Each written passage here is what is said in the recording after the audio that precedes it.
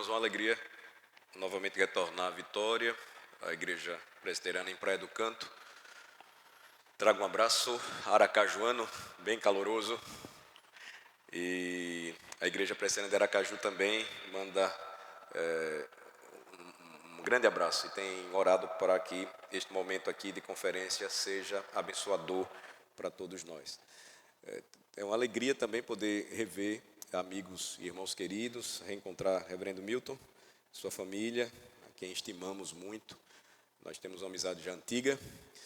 E em Aracaju, eu sou aracajuano sergipano de nascença, nasci em Aracaju e tive o privilégio há 15 anos de voltar para Aracaju para pastorear a igreja, minha igreja de origem. Então eu estou há 15 anos nela como pastor e eu sou ministro presbiteriano há 20 anos. Casado há 24, tenho uma filha de 21, já está noiva. Adriana, a esposa, minha filha Esther. Então, o que é que nós vamos trabalhar nesta conferência? Temas bem interessantes e distintos.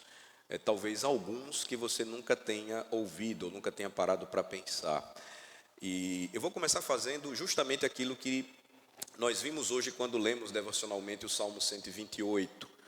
No Salmo 128, você percebe que a bem-aventurança, a felicidade está na casa de um homem que teme ao Senhor e anda em seus caminhos. Eu tenho defendido essa tese já por algum tempo, por alguns anos, que se nós trabalharmos bem o tema família, focando ou dando ênfase principalmente no papel do homem, como o líder espiritual da sua casa, sendo um servo de Deus, nós vamos ajustar melhor as coisas. Eu também tenho defendido a tese que se nós tivéssemos muito mais homens presbiterianos e reformados engajados nesse propósito, de glorificar a Deus através da sua vocação dada pelo Senhor como cristão, marido e pai, nós teríamos menos congressos para mulheres. Não que sejam ruins, mas por conta das grandes dificuldades que nós vemos hoje, que mulheres cristãs enfrentam pela omissão de homens cristãos. Porque homens cristãos não assumem o seu papel, porque homens cristãos normalmente gostam de sentar nos bancos de trás, enquanto nós temos visto que mulheres, por conta da omissão masculina, é que têm sido forçadas ou até mesmo impulsionadas por eles para tomar a dianteira. Então, nós vamos trabalhar sobre temas relacionados à família, mas vocês vão perceber que o enfoque que eu vou dar, principal, será em cima disso aí. Então, a pancada maior cairá sobre nós, viu, homens, durante esse tempo juntos. Então, eu queria falar na minha primeira palestra sobre um tema, talvez você já ouviu o nome, ou o termo, mas sempre de forma pejorativa. Eu vou falar sobre a guerra que existe desde o princípio, quando a queda aconteceu, quando ocorreu a queda, que é a guerra entre os patriarcados. Você já deve ter ouvido a palavra patriarcado e patriarcas. E normalmente esse termo, ou ele é relacionado quando você é cristão à história dos patriarcas no Antigo Testamento, ou quando você ouve lá fora, sempre a ideia de patriarcado ou do patriarca é algo ruim, tem uma conotação negativa.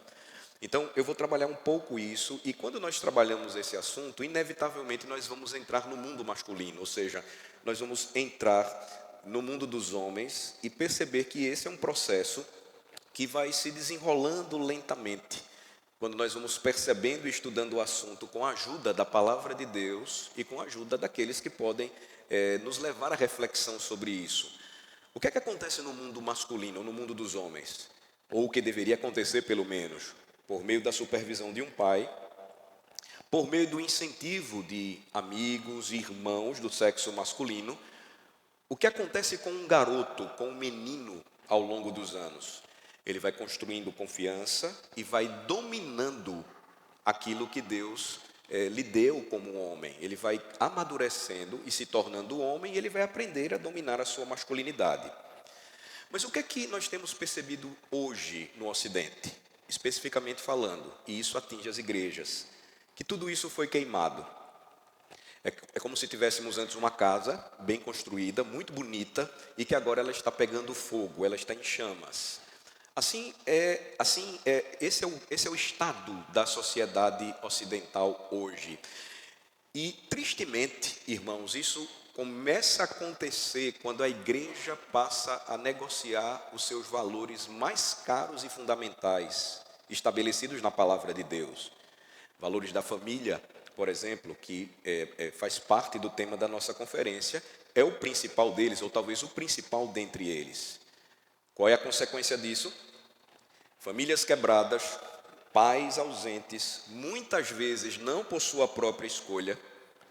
Ambientes ou espaços masculinos não são incentivados, mas desencorajados. E desejos masculinos que deveriam ser, de forma potencial, bem orientados, eles são suprimidos. Quais são os grandes problemas hoje que nós vemos? De que maneira o mundo hoje tenta suprimir essa força masculina? Pornografia, videogames e abuso de Ritalina na meninada. O feminismo reinando na igreja e na cultura mais ampla em nossa sociedade. Qual o resultado disso? Os meninos crescem, os garotos crescem, pensando que há algo errado em ser homem. Eu falava ontem, no encontro da mocidade aqui, nesta igreja, de que isso se prova quando nós percebemos homens cada vez mais efeminados na sociedade e até mesmo pessoas de renome, artistas, chorando como se fossem moças e pedindo perdão às mulheres porque ele foi feito homem. Veja, isso não é algo que acontece de forma pontual. Infelizmente é um processo que tem acontecido. E os garotinhos começam a crescer pensando que é errado ser homem. E muitos cristãos, homens, ouvem isso constantemente. Inevitavelmente, o que é que acontece? Há uma sabotagem do reino de trevas ao propósito de Deus quando estabeleceu na criação 2 gêneros, homem e mulher. Criando o homem e mulher à sua imagem e semelhança e dando para eles papéis diferentes. Então, eu não vou falar aqui sobre como um rapaz deve conquistar uma garota, ou como um homem deve ser um bom marido, como você pode ser um pai. Eu gostaria de trabalhar o princípio de tudo isso, o que vai levar para tudo isso, o que a Bíblia diz sobre o que é ser homem. E como tudo isso é importante para a gente entender que os homens foram feitos da maneira como foram criados por Deus, para que à luz da palavra, em submissão a ela e em oração, os homens de Deus roguem ao Senhor que os ajude de fato a compreender e viver tudo isso. Então, quando Deus cria os homens, Ele os cria para o domínio. E você já deve ter ouvido muito sobre a questão dos mandatos. O mandato dado por Deus, ou os mandatos dados por Deus, é para que Ele então dominasse o mundo criado. E ele deveria fazer isso em submissão à palavra de Deus. O que isso significa? Que os homens deveriam ocupar o seu lugar pela fé, servindo e lutando pelo reino de Deus e não se deixando distrair pelas grandes ideias e mudanças que o mundo apresenta, tentando dizer que tudo isso não deve ser hoje observado, tudo isso está fadado ao fracasso. Então você vai perceber que toda essa verdade, ou gloriosa verdade, ela nos chama a atenção à consideração muito clara do que diz a palavra de Deus. Quando ela estabelece o governo de um pai, o que significa de fato a palavra patriarcado. Talvez você já tenha ouvido sobre isso. Mas qual o texto que eu gostaria de usar como introdução para o que a gente vai tratar nessa primeira palestra? Atos capítulo 5, por favor. Nos convida a considerar a sábia visão de Gamaliel sobre o ministério de 3 homens de Deus, Pedro, Tiago e João, camponeses incultos, que pareceram, perante as potências culturais reunidas de Israel e de Roma, na sua época, no primeiro século, como se fossem ridículos. Mas essa passagem nos lembra que quando nós pensamos sobre família, sobre o tema da masculinidade ou feminilidade bíblicas, e diante da situação que nós estamos observando hoje, de que não podemos desprezar os pequenos começos. Como é que foram vistos esses 3 servos de Deus durante o seu tempo como homens que não teriam sucesso na sua empreitada? Atos capítulo 5, versículos 35 e diante, até o 39, veja a visão sábia de um homem chamado Gamaliel a respeito deles, ou do que eles estavam fazendo. E lhes disse: Israelitas, literalmente na língua grega, homens de Israel, atentai bem no que ides fazer a estes homens. Porque antes destes dias se levantou Teudas, insinuando ser ele alguma coisa, ao qual se agregaram a cerca de 400 homens, mas ele foi morto e todos quantos lhe prestavam obediência se dispersaram e deram em nada. Depois desse, levantou-se Judas o Galileu nos dias do recenseamento e levou muitos consigo, também este pereceu, e todos quantos lhe obedeciam foram dispersos. Agora vos digo, dai de mão a estes homens e deixai-os, porque se este conselho ou esta obra vem de homens, perecerá. Mas, se é de Deus, não podereis destruí-los, para que não sejais porventura achados lutando contra Deus. E concordaram com ele. Os muros e portões da sociedade, irmãos, sempre serão erguidos ou construídos por homens que lutam com Deus, não contra ele, que dependem da sua graça e do seu favor e nunca se rebelam contra a sua palavra. Então, a guerra entre os patriarcados, ela fala dessa grande batalha que ainda hoje existe entre o mundo e o reino de Deus. O patriarcado, em primeiro lugar, irmãos, é inevitável. Esta é a primeira consideração que eu gostaria de fazer sobre a primeira palestra de hoje. Porque quem construiu o tecido do cosmos, quem estabeleceu a ordem divina criada, foi o nosso Criador. Então, o patriarcado é inevitável, assim como também um homem não pode conseguir esmagar a gravidade. Veja, você pode tentar destruir o patriarcado, assim como você pode tentar destruir a gravidade, lei estabelecida por Deus. É impossível. Então, essa é uma consideração inicial que nos lembra que o patriarcado, ele é natural, porque Deus o criou, e ele é irrevogável. Cícero, ele disse certa vez o seguinte: o costume, na sua obra sobre os costumes, Cícero escreveu: o costume jamais vencerá a natureza. E ele conclui: pois esta é sempre invencível. O costume jamais vencerá a natureza, pois esta será sempre invencível. Os homens, portanto, foram feitos para governar. Sempre fizeram isso e sempre o farão, e nada, absolutamente nada, poderá mudar isso. Não vai mudar. Não é uma questão de saber se os homens estão governando, mas quais e como estão governando os homens que estão na liderança de tudo. Isto é o patriarcado. Como eu disse, já falei, adiantei, o patriarcado é o governo natural dos homens. É um termo que vem da língua grega e significa simplesmente o governo do pai. Quando você ouvir a palavra patriarcado, mais uma vez, associe a palavra governo de um pai. É o que significa a palavra patriarcado. E aí, pensem, o que é que a Bíblia fala sobre o princípio de tudo? Como é que a história começa? Ela começa com um homem. Seu nome, Adão, comissionado para ser frutífero, multiplicar-se e governar a terra debaixo do governo de Deus, ou sob Deus. Nós sabemos que este homem falhou em defender o nome de seu pai, pecando contra ele. E como ele governou, rapidamente se tornou ruim. Ele não deixou de governar, ele passou a governar da forma errada. Mas o fato de ele ter governado, ou a maneira como ele governou, não mudaria. Essa é a questão. Por natureza, estabelecida por Deus, os pais governam.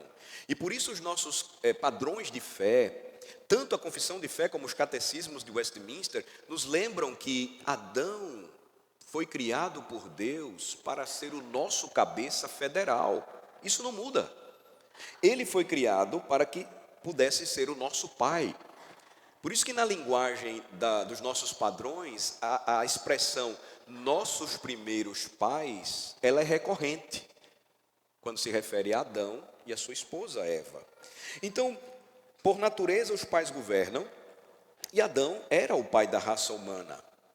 Nós sabemos que o pecado dele trouxe consequências terríveis para todos aqueles que nasceriam ou descenderiam dele. Em outras palavras, estariam sob a sua paternidade, o seu patriarcado.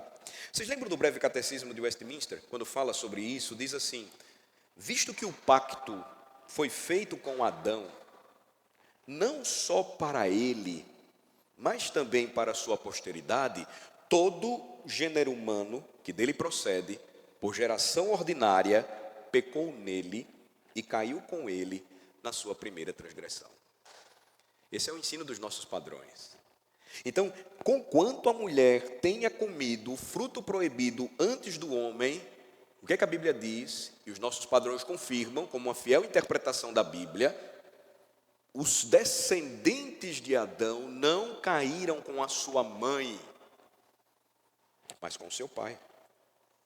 A responsabilidade era dele, até mesmo quando ele se omitiu. Por isso que eu digo, irmãos, quando tratamos sobre família, se não passamos por esse ponto, não adianta nada, não muda nada. Porque só há um estabelecimento da ordem de forma harmônica, segundo a palavra de Deus, quando nós entendemos como tudo funciona. E nunca vai mudar. Então, o fracasso do primeiro patriarca mergulhou seus filhos no pecado e na miséria. Daí nós temos o termo pecado original. Ou somos pecadores já gerados assim. Mas a Bíblia também diz que, sendo Deus rico em misericórdia, Ele fez uma promessa de redenção. Uma promessa transmitida pelos pais de seu povo, assim como a maldição. Veja comigo Êxodo capítulo 3, por favor. Em Êxodo capítulo 3, versículo 6, especificamente, veja o que o Senhor mesmo disse a Moisés. Êxodo 3, versículo 6.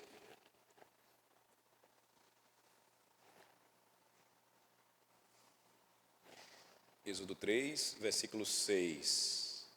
Eu sou o Deus de teu pai, o Deus de Abraão, o Deus de Isaque e o Deus de Jacó. Consequentemente, as Escrituras traçam as promessas dadas aos pais até seu cumprimento na obra consumada de Jesus Cristo. Veja Romanos capítulo 15, versículo 8 agora. Romanos 15, versículo de número 8, por favor.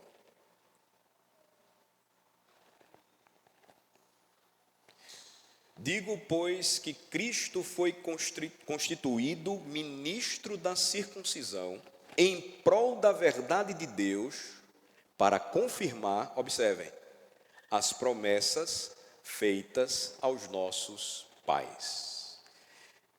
A Bíblia nos diz, e nós sabemos disso claramente, que por meio da obra do Filho do Homem, é que o homem é reconciliado com o Pai, e todos aqueles que creem no Filho do Homem, Jesus Cristo, são tornados, transformados filhos de Deus.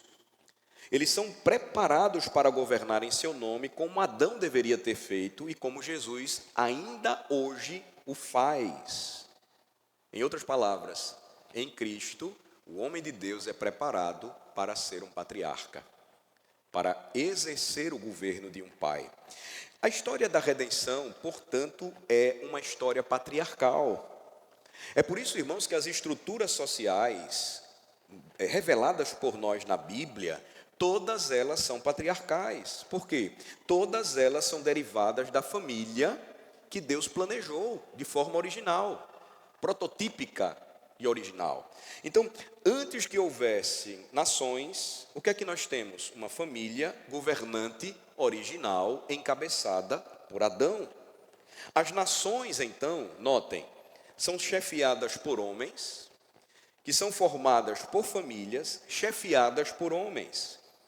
Da mesma forma, antes de haver igrejas, havia a família original de adoração, encabeçada por Adão. As igrejas são chefiadas por homens porque são formadas por famílias chefiadas por homens. Quando esse entendimento não é claro para a igreja, nós percebemos a confusão que há hoje. Essa confusão é gerada em nosso lar e, consequentemente, o resultado vem para a igreja. Veja que, se não fosse assim, o apóstolo Paulo daria uma orientação distinta. Mas o que é que ele diz? Um homem não pode governar na igreja a menos que possa administrar bem a sua própria casa. Não está lá em 1 Timóteo capítulo 3, versículo 4? Como ele vai governar a igreja se ele não governa a sua casa? Observem, ele precisa provar a sua competência para uma tarefa maior, que é administrar a família da fé, se a igreja percebe que ele está fazendo isso, ou se esforçando por fazê-lo no temor do Senhor, em sua própria casa, com a sua própria família. Toda liderança, seja no Antigo ou no Novo Testamento, seja civil, doméstica ou eclesiástica, é exclusivamente masculina. Veja que uma estudiosa feminista, Mary Dale, ela disse certa vez, em tom irônico, brincando, o seguinte: a Bíblia é irremediavelmente patriarcal. E ela acertou. Mas não é só a Bíblia.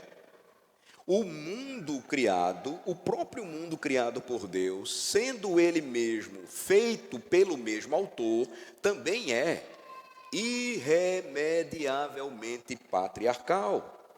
Em nenhuma sociedade, em qualquer lugar ou em qualquer momento, essas realidades estiveram ausentes. Irmãos, em todas as sociedades que já existiram, nós encontramos o patriarcado. Os homens preenchem a esmagadora porcentagem das posições hierárquicas superiores e todas as outras hierarquias. A realização masculina, os homens alcançando os papéis de alto status, sejam eles quais forem, em qualquer sociedade, e o domínio masculino. Tanto homens quanto mulheres sentem que o domínio nos encontros e relacionamentos homem e mulher, pelo menos deveria ser assim, né? Reside no homem. E a sociedade e os sistemas de autoridade refletem isso. É assim que funciona o patriarcado em seu estado natural e inevitável no mundo. Mas lembrem-se, não é porque isto é natural ou foi criado por Deus que significa que sempre será virtuoso. Esse é um ponto. Satanás tem a habilidade de transformar coisas boas em ruins. Coisas boas podem ser pervertidas pelo pecado. E considerando que as coisas não naturais são sempre más, porque são contrárias ao propósito de Deus, as coisas naturais, embora criadas boas, podem, no entanto, ser transformadas em fins não naturais. Eu posso dar um exemplo para vocês. Os desejos homossexuais são sempre pecaminosos. Os desejos heterossexuais foram projetados para serem bons.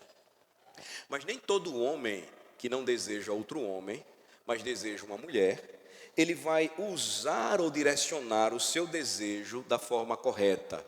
A maioria deles direciona contrário à lei de Deus. Para um homem sentir-se atraído por uma mulher, isso é natural.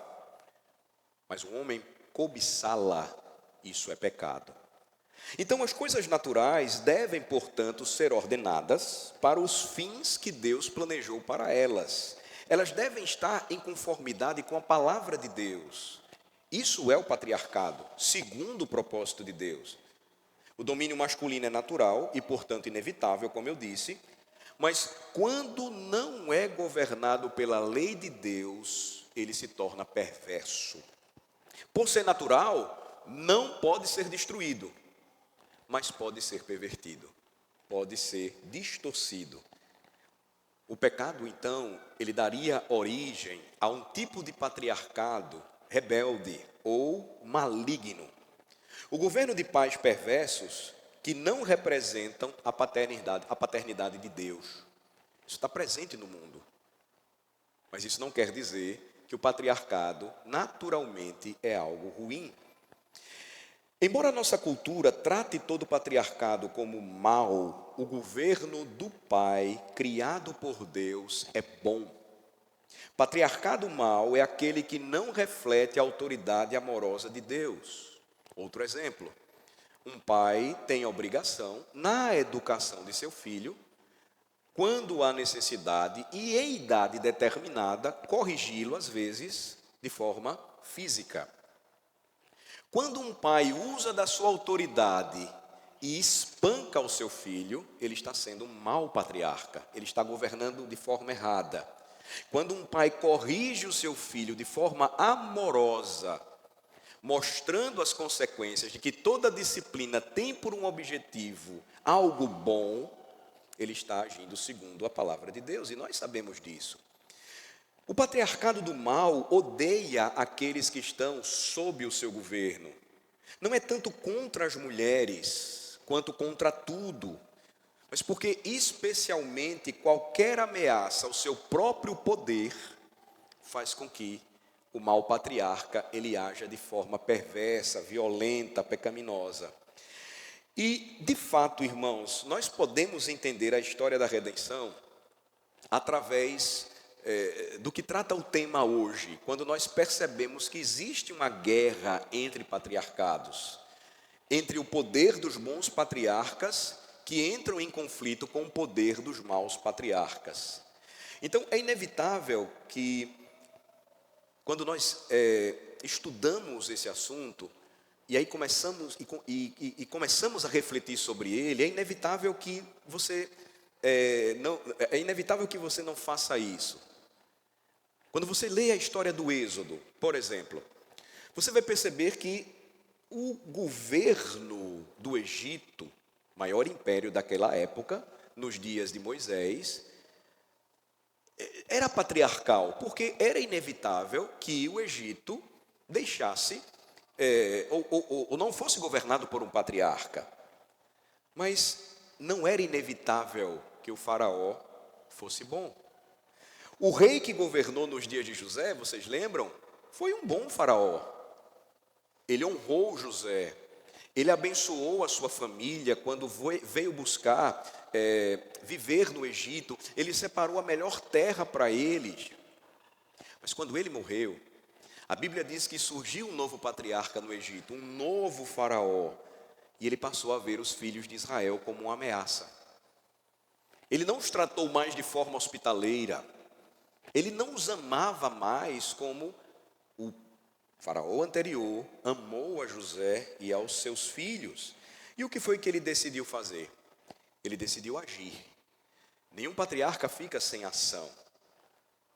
Vocês lembram a história? A princípio ele tentou trabalhos forçados. Mas quando isso não esmagou o espírito dos israelitas e não os impediu de serem frutíferos e de se multiplicarem, o que foi que ele ordenou às parteiras hebreias? Êxodo 1 nos lembra: quando servirdes de parteiras hebreias, examinai. Se for filho, matai-o, mas se for filha, que viva. Faraó sabia que os jovens de Israel, ao contrário das mulheres, eram uma verdadeira ameaça ao seu reinado. Por que razão? Veja, é interessante isso, porque todos os homens são patriarcas em potencial. Os homens foram projetados por Deus para conquistar e governar. E sua força combinada pode ser suficiente para quebrar as cadeias e as correntes de um patriarca mau. Eu sempre gosto de lembrar desse exemplo na história da humanidade. Se a Segunda Guerra Mundial acontecesse hoje, o Ocidente estaria perdido. Porque quando aconteceu a Segunda Guerra Mundial, no século XX, a partir de 1939, por ali, você vai encontrar garotos mentindo a sua idade para dizer que eram maiores para lutar em uma guerra na Europa pela liberdade. Hoje você vê muitos jovens morrendo por torcida de futebol nas ruas. você não vê jovens dispostos a morrerem por um ideal. Antes do irmão André fundar a missão Portas Abertas, que distribuiu Bíblias em países da Cortina de Ferro, e ele fazia isso com um fusquinha azul, e ele viajava a Europa levando Bíblias clandestinamente.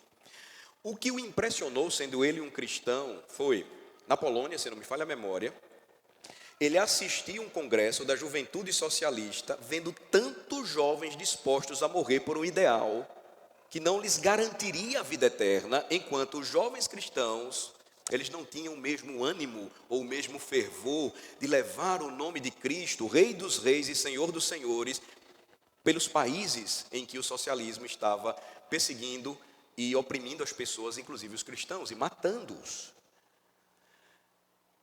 Veja, jovens, todos eles têm potencial para governar e conquistar. E quando unidos, a sua força pode destruir o governo de um patriarca mau. Faraó sabia disso. Ele sabia que a combinação de forças dos jovens homens de Israel poderiam derrubar o seu faraó, ou o seu reinado como faraó. E o que é que ele vai então tentar fazer para que a sua poderosa dinastia não caísse? Ele vai usar as parteiras hebreias contra os homens hebreus. A lógica sempre será essa. Faraó tentou então fazer com que Sifrá e Puá cumprissem os seus propósitos, mas em uma das grandes reviravoltas irônicas da história da redenção, aquelas mulheres não concordaram com os esquemas de um patriarca corrupto, como Eva havia feito no Éden. Não é bem assim que Deus disse. Porque Ele sabe que no dia em que vocês comerem da árvore do conhecimento do bem e do mal, se lhes abrirão os olhos, e vocês serão semelhantes a Ele, conhecedores do bem e do mal. Em vez de enganá-las, para induzi-las involuntariamente, elas então resistiram ao faraó e o enganaram. Sifrá e Puá ficariam conhecidas como as primeiras mulheres a formarem a resistência provida da história. Em Êxodo capítulo 1, versículos 17 a 21, veja o que é que nós lemos. Êxodo 1, 17 a 21, por favor.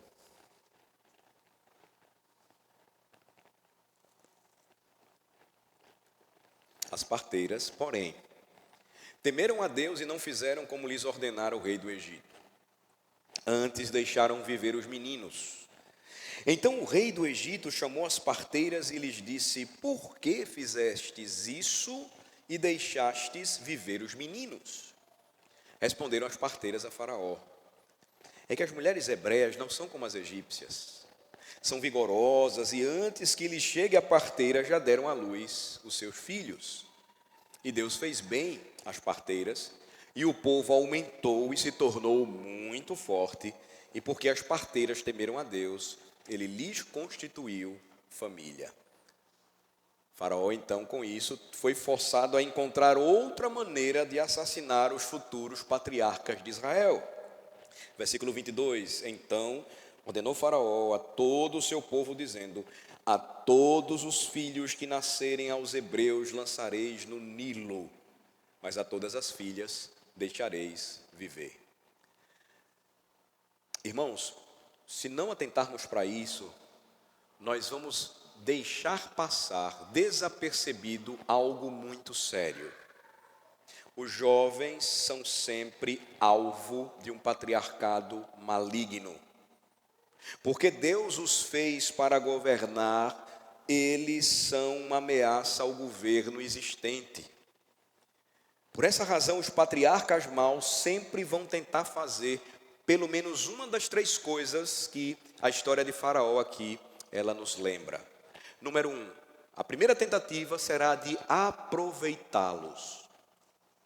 À medida que eu estiver falando isso, tenta associar com aquilo que hoje os maus governantes tentam fazer com o seu filho. Ele vai procurar aproveitá-lo.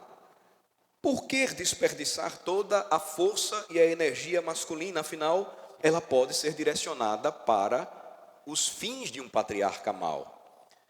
Este é o primeiro impulso, é a primeira reação deste governante, na verdade, de qualquer líder, seja ele bom ou seja ele mau. A maioria das nações fez isso até certo ponto por meio de inculturação e educação. De que maneira? Especialmente por meio do patriotismo, serviço militar e escolaridade formal. Se você já leu o livro do Gary North, quem governa a escola, ou quem domina a escola, ou quem governa a escola, governa o mundo, algo mais ou menos assim. North vai mostrar que os patriarcas maus sempre fizeram uso da educação para poder dominar. Ele vai citar um episódio na Alemanha de Hitler, quando ele estava em ascensão, no nazismo, em que um dos seus opositores, lá no Congresso, o questionou sobre o que ele estava fazendo, as ideias dele, os planos dele. Esse homem já velho, ele tinha uma visão mais sábia e precisa do que Hitler queria fazer. North cita, de fato, o que Hitler disse para aquele homem. Ele disse assim: logo, logo você vai morrer. Você já está prestes a morrer. E eu vou ter os seus filhos nas minhas mãos. O que foi que Hitler fez? Criou a famosa juventude hitlerista. Ele provocou o domínio daqueles jovens, ou da força daqueles jovens, aproveitando-os. A história conta que, quando a Polônia foi invadida, foi o primeiro país a ser invadido pela Alemanha de Hitler, e aí a Segunda Guerra ela eclode, que a quantidade de jovens que entravam, e isso é o testemunho de muitos poloneses, marchando sem parar, durou horas, e eles vieram marchando de longe, e não dormiam. Tamanho empenho, a dedicação, o preparo, muita droga envolvida para que eles não dormissem, mas toda uma formação, aproveitando a energia daqueles jovens que deveriam lutar pela causa de um homem mau, de um patriarca mau. Inculturação e educação. Nós estamos em um congresso de família e não podemos esquecer disso.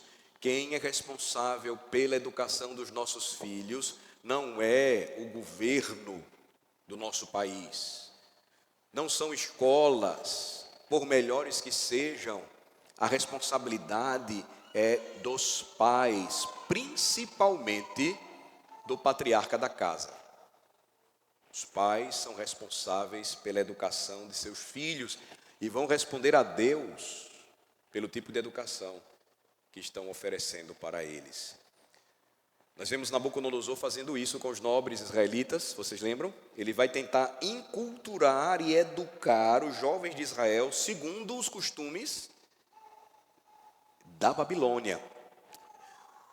Daniel e seus amigos, o exemplo do livro de Daniel, teriam seus nomes mudados, a dieta mudada, e tudo isso era uma tentativa de fazê-los obedecer e servir, aproveitando ao máximo a energia, a capacidade, a inteligência daqueles jovens agora exilados na Babilônia, jovens israelitas exilados na Babilônia. Eu poderia dar outros e outros exemplos a respeito disso. A radicalização islâmica, por exemplo, de homens descontentes na América ou na Europa é prova disso. E a guerra entre os patriarcados, ela continua.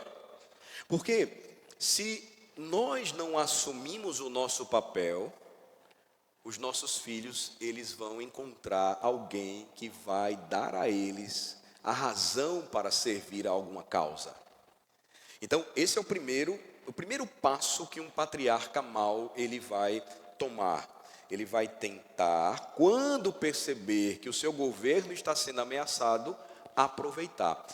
Recentemente nós vimos isso, nessa grande discussão agora, e greves de professores, universitários, e muitos deles declarando por meio de cartazes ou falas, que estavam se sentindo traídos pelo nosso patriarca hoje, quer queiramos ou não, ele é o nosso patriarca, o atual presidente, E eles estavam dizendo: nós fizemos o nosso papel, nós doutrinamos os alunos para que eles votassem e escolhessem a você, e você agora faz isso com a gente, cadê o retorno?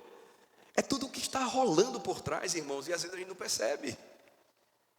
Um patriarca mau, ou um patriarca bom, ele sempre vai tentar aproveitar a energia e a força da juventude. Segundo lugar, pacificação. Primeiro, aproveitamento. Segundo, pacificação. Se a energia dos homens não pode ser aproveitada por um patriarca mau, um governante mau, muitas vezes ela pode ser minada. E o que é que esse governante mau ele vai fazer? Ele vai canalizar essa energia para atividades que vão deixá-los anestesiados e impotentes, para que não se rebelem. O que foi que Faraó fez? Colocou a força jovem israelita para trabalhar de forma extenuante como escravos. Faraó fez e muitas vezes ofereceu a eles diversão, pão e circo. E os maus governantes, eles gostam de fazer isso também, promovendo a pacificação, atividades infrutíferas que vão distrair, em vez de promover o trabalho árduo com um propósito. O que é que nós percebemos hoje em nossa sociedade? Como é que os governantes maus, eles exploram a sexualidade? Sexo é uma escolha óbvia aqui, quando um patriarca mau, ele tenta desvirtuar a energia e a força de um jovem. Você vai ver no caso dos filisteus, quando tentaram pacificar Sansão, eles colocaram para ele, ou eles possibilitaram a ele conhecer e viver com uma mulher chamada Dalila. Dalila foi a causa da queda de Sansão. Sansão foi pacificado nos braços, nos seios de Dalila, e foi justamente com ela que ele acabou entregando o segredo da sua força. Veja, em nossos dias, isso foi aperfeiçoado. Nós temos um problema seríssimo hoje com a pornografia e como isso tem anestesiado e pacificado boa parte da força e da juventude no Ocidente e tem entrado com força nas igrejas de Cristo Jesus. Em nossa congregação não são poucos os jovens rapazes que, quando se apresentam para a profissão de fé, sendo filhos de crentes, ou para o batismo, quando são convertidos na juventude, que confessam perante o conselho de presbíteros que tem lutado contra a pornografia. Parece algo distante de nós, mas infelizmente algo que está muito próximo a nós. Isso em larga escala. Em menor escala, videogames. Ainda hoje. É o problema do jovem que vai sendo pacificado pelo patriarca mau, e à medida em que o tempo passa, ele se torna um adolescente de 40 anos na casa de seus pais e que não quer sair jamais, porque ele está muito confortável. Mamãe leva minha comida sempre, eu estou ali no meu videogame, eu tenho minha hora de fazer as coisas e eu volto para o meu videogame e eu fico no meu quarto o tempo todo. Homens que estão ligados como viciados a esse gotejamento de dopamina, de fornicação virtual e falso domínio, eles se tornam inúteis para o domínio que Deus propôs para eles. Eles se tornam infrutíferos na vida real e eles não conseguem fazer aquilo que Deus diz que eles devem fazer. Marx, seguindo o seu pai, Satanás, o mentiroso original, disse que a religião é o ópio das massas. E eu diria que todo o assunto aqui tratado está enraizado na realidade ou no fato de que a religião, a verdadeira religião, que se baseia no evangelho da graça do nosso Senhor Jesus Cristo, é o único poder dado por Deus que pode libertar um jovem de todo esse domínio, ou de todo esse ópio do falso domínio e da falsa fecundidade. E quando isso acontece, ou seja, as famílias orientam bem os seus filhos, os rapazes eles crescem em maturidade, eles lutam firmemente contra essa tentativa de aproveitamento e pacificação de um patriarca mau, ele vai tentar então uma terceira reação.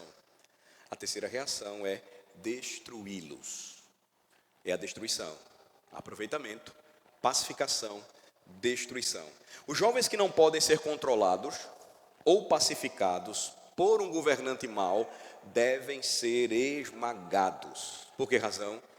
Eles são muito perigosos para um patriarcado mau. Eles são muito perigosos para permanecerem vivos. Veja, irmãos, a nossa história eclesiástica, a história da igreja, ela é belíssima quando, nos momentos áureos e nos maiores picos, você tem um domínio do evangelho da forma correta em todas as áreas da vida de uma sociedade. Mas quando o afastamento acontece, inevitavelmente essas coisas se perdem. Mas quando elas são resgatadas, qual é a reação então de um patriarca mau? Perseguição e morte. E é por essa razão que os regimes mais ímpios serão sempre os regimes mais assassinos. O comunismo é bem conhecido por sua busca implacável por dissidentes em suas próprias fileiras, tipicamente homens. Faraó estava determinado a matar todos os bebês entre os hebreus, mesmo que isso dizimasse toda a sua força de trabalho. O que foi que Herodes fez também? Procurou matar o menino Jesus, e para isso ele dizimou inúmeros inocentes. Ao longo de toda a história, então, irmãos, nós vemos demonstrações, exemplos deste conflito, dessa guerra entre patriarcas bons e patriarcas maus. Os homens sempre governarão, repito, mas a pergunta é: que tipo de homens irá governar? Em um patriarcado maligno, muitos homens falham em superar as forças dominadoras, pacificadoras e destrutivas reunidas contra eles. Muitos homens falham em se tornar bons governantes de seus lares e de liderarem as outras áreas da sociedade, a área civil e a igreja, e muitos mais falham em se tornar bons patriarcas, governando bem esses domínios dados por Deus, porque não se voltam em arrependimento e fé para a solução, que é o Evangelho. Para muitos homens, sua autoridade é retirada por aqueles que têm o poder sobre eles, ou é distorcida. De qualquer maneira, irmãos, quem controla os homens, controla a cultura. Lembrei agora do título do livro: quem controla a escola, governa o mundo. Quem controla os homens, controla a cultura. Às vezes, a forma como essa guerra é travada, ela é aberta, como eu usei para vocês o exemplo de Faraó. Mas muitas vezes, ela é bem mais sutil. É uma guerra secreta. Parece a Guerra Fria dos anos 80 e um pouco antes. E nós temos um outro exemplo na Bíblia sobre este tipo sutil de guerra que é travada. Me vem à memória, me vem à lembrança a história de um filho de Davi que fez isso, seu nome Absalão. Absalão estava de olho no trono de seu pai. Absalão sabia da importância dos homens para alcançar seu objetivo. E o que foi que ele fez? Absalão traçou uma trama. Os homens visitavam Jerusalém todos os dias para trazer os casos legais que exigiam o julgamento do rei, seu pai. Alguns saíam de lá e não se sentiam ouvidos e reclamavam. Talvez fossem, talvez não. De qualquer forma, o que é que acontecia? 2 Samuel, capítulo 15, por favor. 2 Samuel, capítulo 15.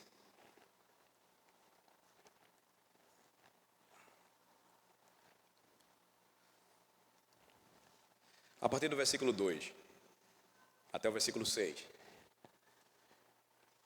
2 Samuel 15, a partir do versículo 2. Levantando-se Absalão pela manhã, parava à entrada da porta E a todo homem que tinha alguma demanda para vir ao rei em juízo, o chamava Absalão a si e lhe dizia: de que cidade és tu? Ele respondia: de tal tribo de Israel é teu servo. Então Absalão lhe dizia: olha, a tua causa é boa e reta, porém não tens quem te ouça da parte do rei. Dizia mais Absalão: quem me dera ser juiz na terra, para que viesse a mim todo homem que tivesse demanda ou questão, para que lhe fizesse justiça. Também quando alguém se chegava para inclinar-se diante dele, ele estendia a mão, pegava-o e o beijava. Desta maneira, fazia Absalão a todo Israel que vinha ao rei para juízo. E assim, observem a expressão final, e assim ele furtava o coração dos homens de Israel. Absalão viu uma oportunidade. Ele costumava então se levantar cedo e ficava à beira do caminho, perto do portão, e quando algum homem tinha algum processo para ir ao rei, que deveria tratar em julgamento, ele então agia de forma a furtar o coração dos homens de Israel. Absalão foi capaz de roubar o reino de seu pai Davi, ao roubar o coração dos homens de Israel. Irmãos, isso é muito sério. Absalão investiu tempo neles. Absalão se interessou por eles. Absalão ficou do lado deles e os defendeu. Não nos enganemos, cada época terá o seu faraó, os seus faraós e os seus Absalões. Mas os Absalões prevalecem especialmente em tempos de ruptura e desordem. Eles esperam por um vácuo de poder criado por patriarcas fracos e ineficazes para dominá-los. Vocês conhecem a história. O seu pai acabaria fugindo de Jerusalém apenas com 600 homens, enquanto Absalão foi aconselhado a persegui-lo com pelo menos 12.000. Ele ficou com um reino, envergonhou seu pai, usando suas mulheres de dia perante o reino. Satanás sempre levantará faraós ou Absalões para ganhar o coração dos nossos filhos. Quantas famílias deixaram de ser criadas no temor do Senhor para servir a igreja? Quantos homens amadureceram e não se tornaram fortes como maridos e pais e líderes para a igreja, porque nós os perdemos para Absalão. E hoje eles servem a patriarcas maus. Eles poderiam estar aqui. Eles poderiam estar servindo a igreja. E esse tem sido o dilema de muitos presbíteros e pastores nas igrejas de Cristo hoje. Ver como muitos filhos de Israel têm tido os seus corações furtados pelos Absalões dos nossos dias. Assim é o nosso tempo. Os Absalões são muitos. E embora isso seja para nós motivo de preocupação, não esqueçam, Deus se agrada em também levantar patriarcas ousados e piedosos. E o último patriarca que tenho em mente eu gostaria de destacar para vocês na primeira palestra de hoje. Seu nome, Neemias. Séculos depois de Absalão, aquela grande cidade onde ele estava sentado nos portões, seria reduzida a escombros fumegantes.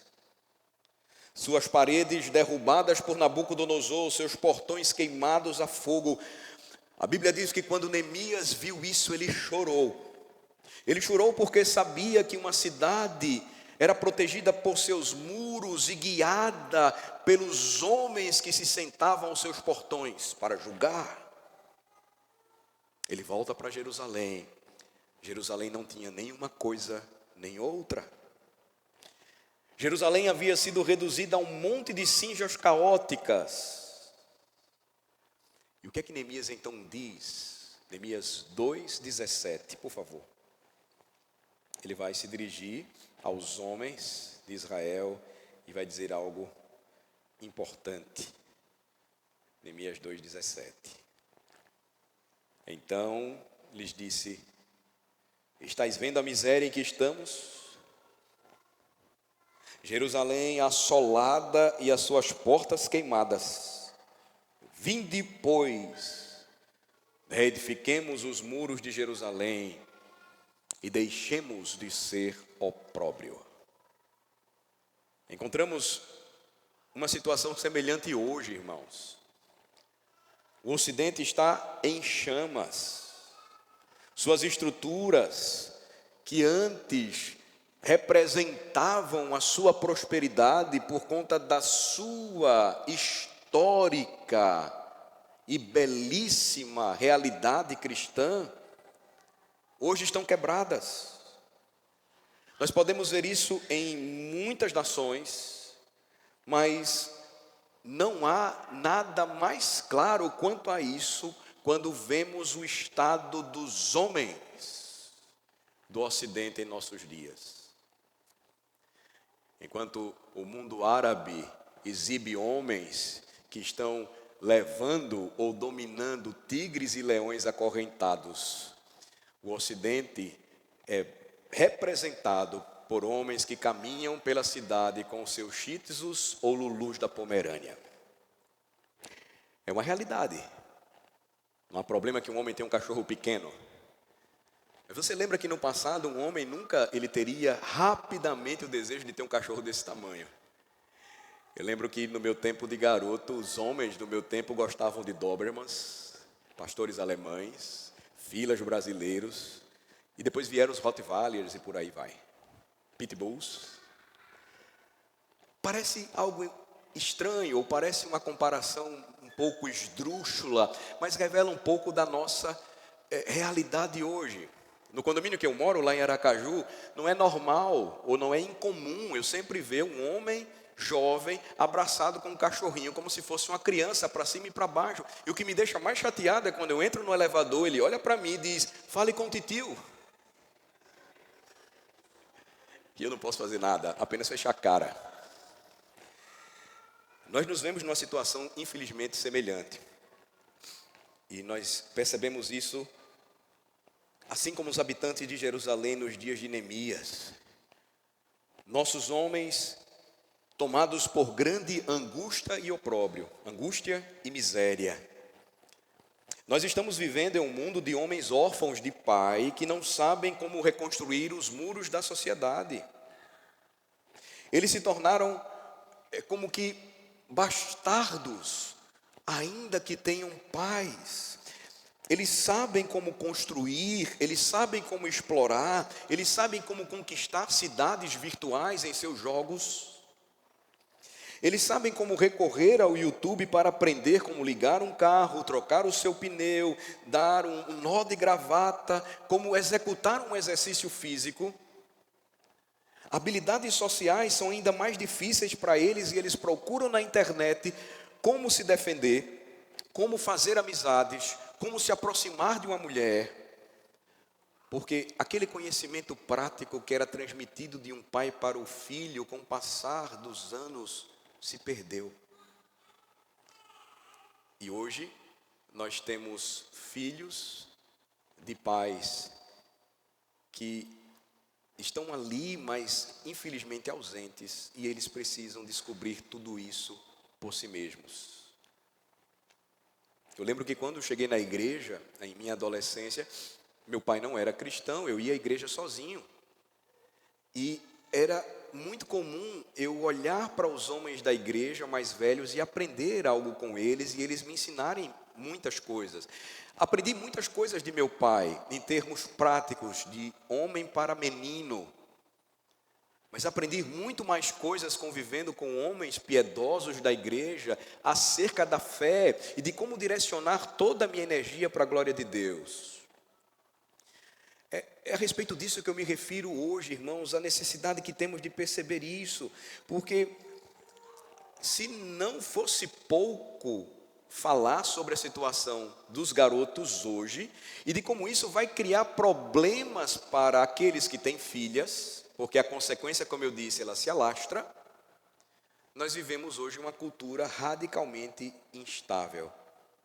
Mudanças rápidas na tecnologia, nas questões ambientais, elas têm modificado os homens de uma forma absurda. Estudos já mostram que os níveis de testosterona hoje entre os homens são tão baixos que não chegam nem aos pés dos homens que viveram há 50 anos ou mais. A nossa geração hoje tem sido cada vez mais enfraquecida e até mesmo o padrão que muitas moças têm sido ensinadas a procurar é que o homem melhor é o homem frágil, é o homem feminino.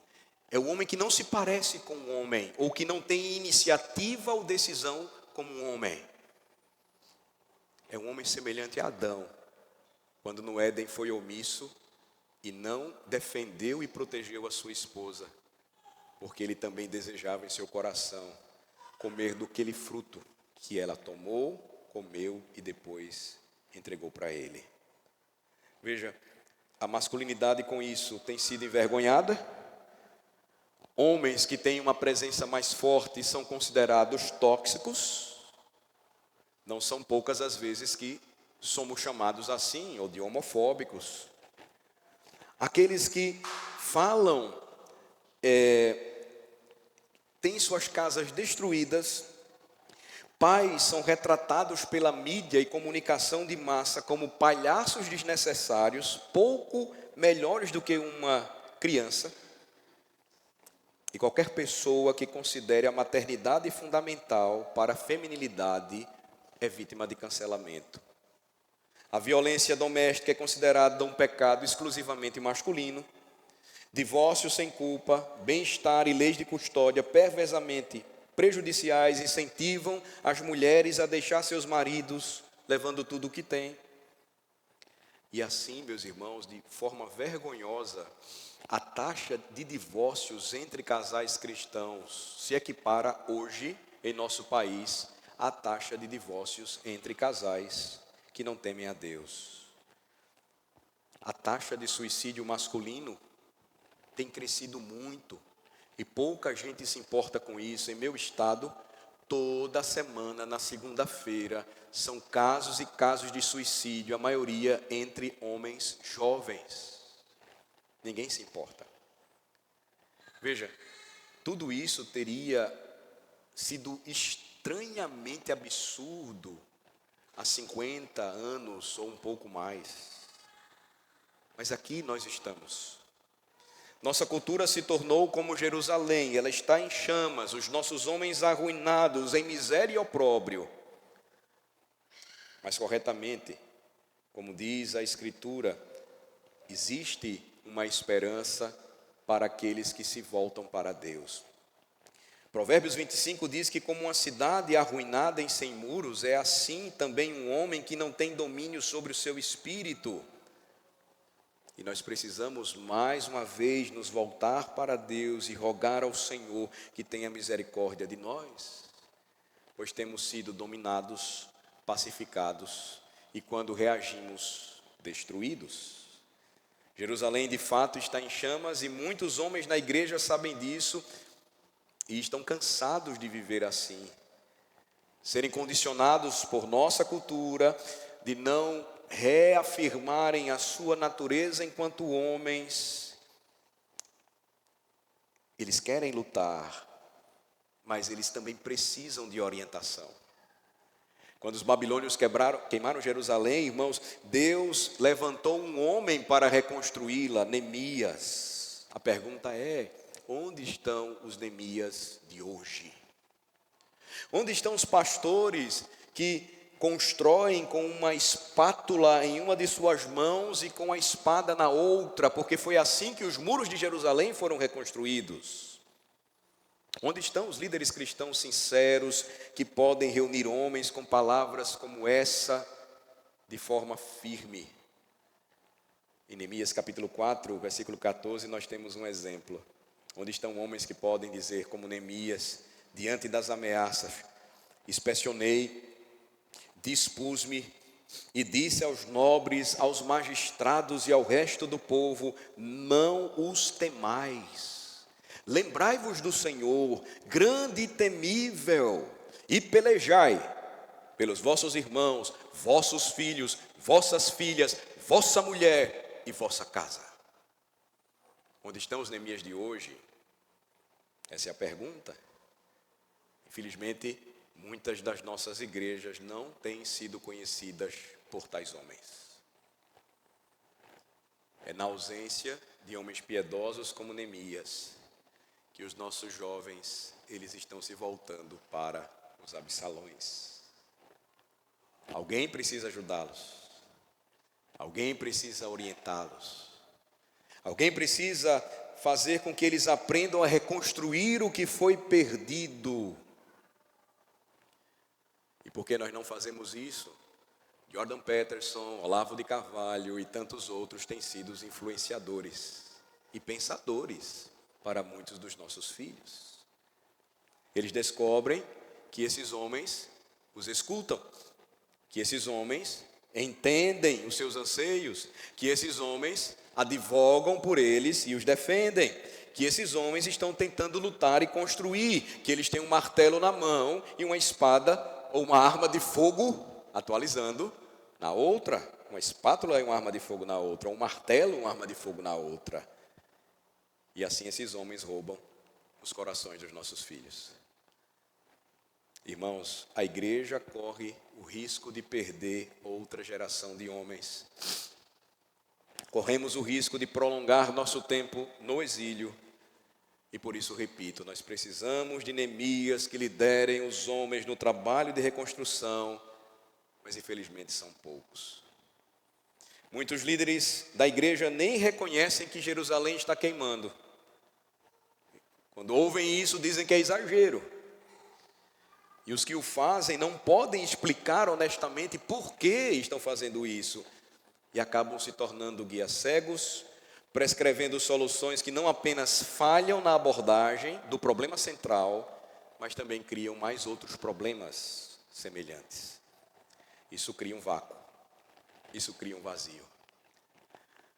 Eu quero concluir lembrando que, para preencher esse vazio com algo diferente, de julgamentos antibíblicos de Absalões seculares, para reconstruir os muros e reajustar os portões de uma sociedade, isso precisa começar em nossa casa. Lembrem-se, famílias geram nações. Foi assim que Deus estabeleceu. Isso deve começar de dentro, deve começar em nossas próprias vidas, depois sair para reformar nossas famílias, e então a igreja, que é a família da fé. É preciso voltar nossos olhos, o nosso coração para o que diz a palavra de Deus, nos concentrar na bondade da ordem da criação de Deus, perceber como tudo foi bagunçado e como nós, enquanto homens individuais e mulheres de Deus, podemos trabalhar em direção a essa restauração.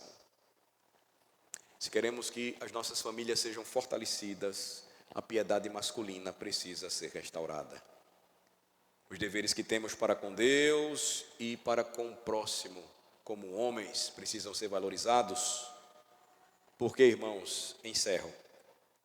Conforme vai o homem, assim vai a sua casa. Como vai a sua casa, assim vai a sua igreja. Como vai a sua igreja, assim vai a sua sociedade. Talvez a esperança dos crentes hoje seja que o contrário promova a reforma, quando na verdade nós devemos fazer da maneira certa. Cuidar do nosso coração, E assim como caminhará nossa família. Como caminhar nossa família, caminhará a nossa igreja. E como caminhar nossa igreja, caminhará a nossa cidade.